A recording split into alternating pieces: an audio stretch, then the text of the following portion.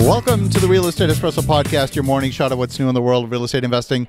I'm your host, Victor Manesh. This is the weekend edition where we interview notable people from the world of real estate investing. This is no exception. We've got a great guest today. But first, a quick thank you to our sponsor. The Real Estate Espresso Podcast is brought to you by International Coffee Farms.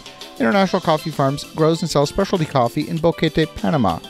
They now have 11 fully operational coffee farms, and they are 100% sold out. They are accepting reservations for farm number 12. If the idea of owning a safe, diversified offshore investment is intriguing to you, check out International Coffee Farms at internationalcoffeefarms.com.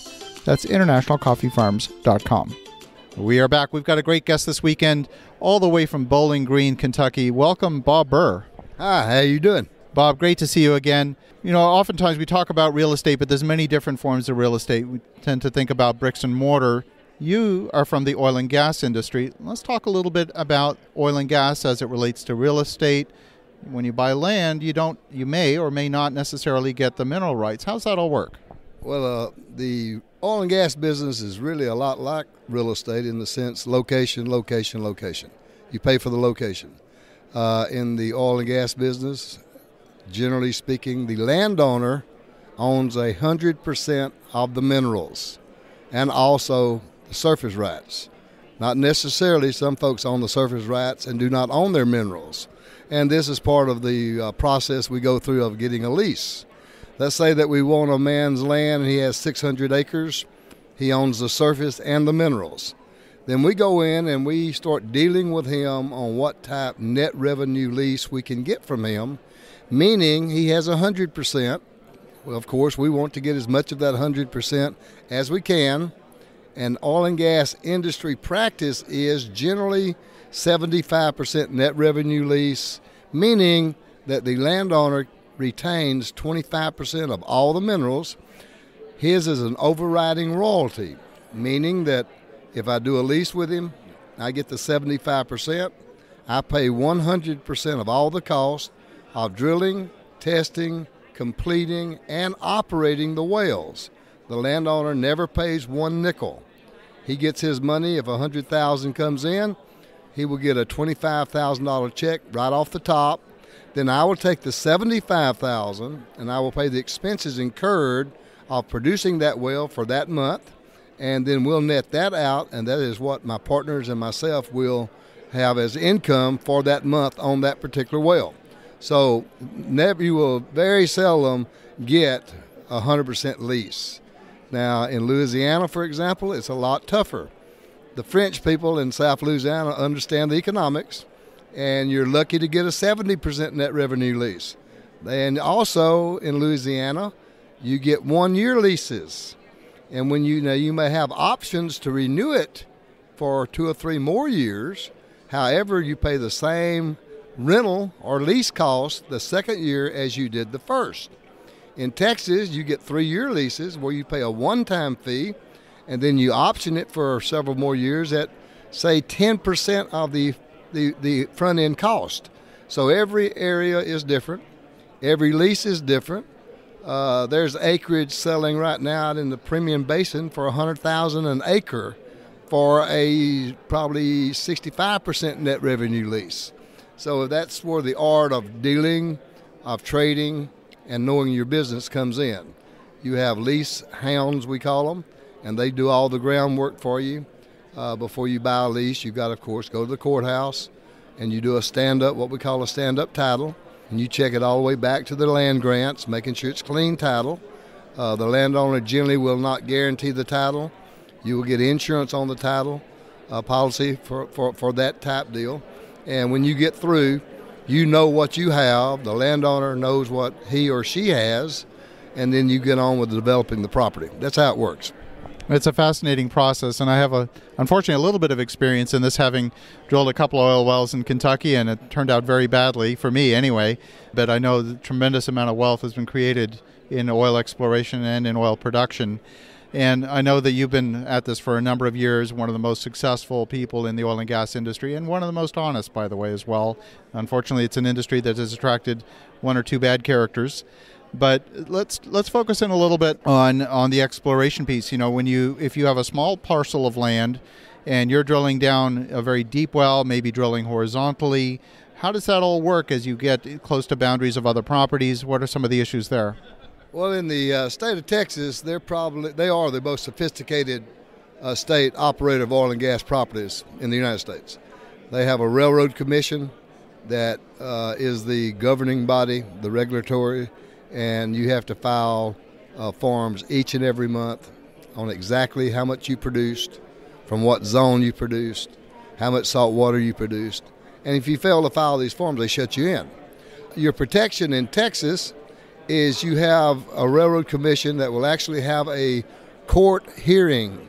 This court hearing, I just drilled a well, let's say, on a 10,000-foot gas well. And I hit the Pettit Lime or the Wilcox, but I have a good well. Now, we will take the logs, and I'll bring my engineer to the Railroad Commission hearing. The Railroad Commission will have their representatives, and we will have not a dog fight, but we will have a session on how many acres that well should be spaced on. We'll look at the permeability of the rock. We'll look at the porosity of the rock. We'll look at the drainage, downhole pressures. Anyway, we will do a complete reservoir analysis of that one well. They may come up and say, Bob, your well should drain sufficient reserves from 80 acres. So as long as you can keep them on 80 acres and stay X feet away from the property line, you can drill. This is a vertical well. This is not a horizontal well. If I get drilling a horizontal wells, I really don't see you drilling a horizontal well unless you do it on 640s. That's a large tract. But if you're going to go to that expense, you've got to get out there, drill it 10,000 deep, 12,000, and take it out 8 to 12,000. So that's I don't know the exact numbers on that, but that's how that works. Years ago, they used to call it slant hole drilling back in the outlaw days. East Texas was known for it. A guy'd hit a well, he'd kick it out on Albert's land next door, slant drill it, and the thievery began. It's so regulated nowadays. That's a thing of the past. It doesn't happen. So much of the industry, certainly the major players, are very focused on the initial yield. In particular with shale plays, you've got this inverse hyperbolic decline curve, so you get the vast majority, 50% of your yield in the first couple of years, and then you get down onto the flat part of the production curve where it could go for quite a long time, 15, 20, 30 years even. What's your perspective maybe for the smaller players that are looking to get in under the radar of the major oil companies? Are there opportunities for mature wells, maybe to re-stimulate production, things like that represent great ROI but aren't necessarily 1,000 barrels a day that the major oil companies would be interested in? Well, of course, there's just tremendous opportunities in doing all of that.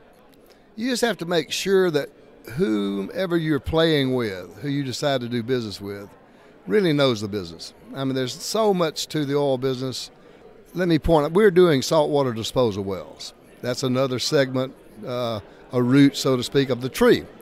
They are natural, especially with these big, deep Eagle Ford shale wells. They make tons of water. When they frack them, they make tons of water. And I've already purchased 4 saltwater disposal wells. Now, the way this works is they have to dispose of their water. They do not want to be hindered with that. They don't want that obligation. They're too busy making money out of oil to worry about something. Well, it's perfect for folks like us. We make a lot of money at it. You buy a well, you put a well in, you find a zone that will take the water, a zone that has porosity, permeability, low bottom hole pressures, and you start, it may be 7,000, maybe 9,000 feet deep. But you perforate that just like you do an oil well, and then the companies actually truck it to you, and you put it in the ground for 35 to 50 cents a barrel. Now, you have to have someone on your team that knows where the water is. Well, I happen to have that guy. He's been down there 40 years. So we've got 4 of these wells. It's a built-in service apparatus for the companies, and it's based on having the players involved that know the players to get the water, boom, boom, boom. It's not a real complicated deal. Not a lot can go wrong with it. If oil prices drop, it kills you for a year or two. You don't lose your well. You pay in the shut-in royalties. When they come back, you're back in business. Now, in the oil business, what a lot of folks do not discuss with their partners. Well, it's one thing to worry about the potential of making a well. Tremendous gamble there, no doubt about it. I don't care how good the geologist is. It's a mile down, 2 miles down, and nobody can see that deep in the earth. They're very good. They do the subsurface mapping. They do their 3D seismics. They do all the tools at hand. They do to help them be in a position to be solid when it comes to finding oil. But still, you gamble when you drill. Now, that's one gamble there. Now, let's talk about the other gambles, and this is where it comes in to knowing who you're playing with. There's gambles when you start drilling wells. What? You can lose circulation and get stuck in the hole. What's that mean? The well just went from 1x to 4x in cost. What's that mean? May have destroyed your economics. Maybe it wasn't worth that 4. It was worth the 1, but wasn't worth the 4. There's areas you get where you can't keep the well vertical. There's huge boulders down there. The bit would kick, and when it kicks, it'll go back northwest, and you got to go southeast. Well, you get down and you run a radius tool on your hole, and you find that 6,000 feet, you're 5 degrees off. Well, that's 150, 200 feet bottom hole. My God, then you got to bring in a directional team. That's another $200,000 or $300,000. Now you got a crooked hole. So now you run your tubing. Well, you got it. I mean, on and on and on and on. So it's not just the gamble of getting the oil and gas. It's also the knowledge of knowing the area. Like every time we go into an area, I have a son that's an expert on due diligence. And this guy will go up, and any well within 5 miles of us that's producing or that was drilled on a dry hole will have logs on it. And we are looking for every black widow in the hat. What can kill us on this deal and our partners? So that's a lot of work. When you're looking at prospects, a geologist will bring you a prospect, and it looks great. Good geology, good seismic, good everything. So I fall in love with it. I'm ready to go. I'm all fired up to go raise money. Well, just for the safety's sake of knowing who I am, being 70 years old, I know Robert Burr. I hire an outside, independent, third-party consulting geological engineering firm, and I said, George, I'm sending you another one. Kill this for Bob Burr. Kill it, because I like it. If you can't kill it, let's keep looking. So we'll go through 15 deals and get one. That's a lot of work, a lot of money. It cost me $150,000 to $300,000 qualifying prospects before I go to the market with it to ask my partners for their money. And then still I point out to the partners, we're gambling.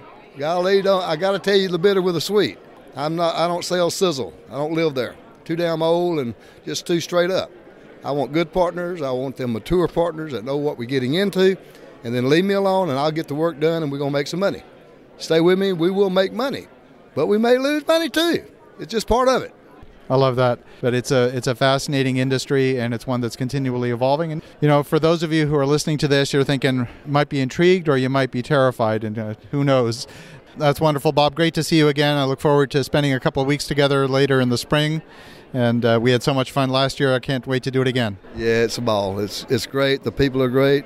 What I really love about it, more than just the marketing side, is the spirit of the people. I mean, golly, they're beautiful folks. They have love in their heart. I just really enjoy that type of atmosphere, and the boys at Real Estate Radio Boys, and all you guys that's been there forever. Y'all have just built a beautiful, beautiful, beautiful group of people, and I'm proud to say I'm a part of it. Well, thank you so much. Thanks for joining us. Okay, buddy. Well, I love that conversation with Bob Burr. You can tell from his demeanor, this is an oil man through and through, right to his very core. If you want to learn a little bit more about oil exploration, Bob is the president and CEO of Panther Exploration out of Bowling Green, Kentucky. He can be reached at www.panex.us. That's PANEX.us. If you're loving what you're hearing on the Real Estate Espresso podcast, go tell 2 friends about it today. Love to have them listen to the show. Why keep all this goodness to yourself? Spread the love around. The show is supported on 14 different platforms, including Podbean, Stitcher Radio, Spotify, Google Podcasts, CastBox, and many, many, many others. In the meantime, have an awesome rest of your day. Go make some great things happen. We'll talk to you again tomorrow.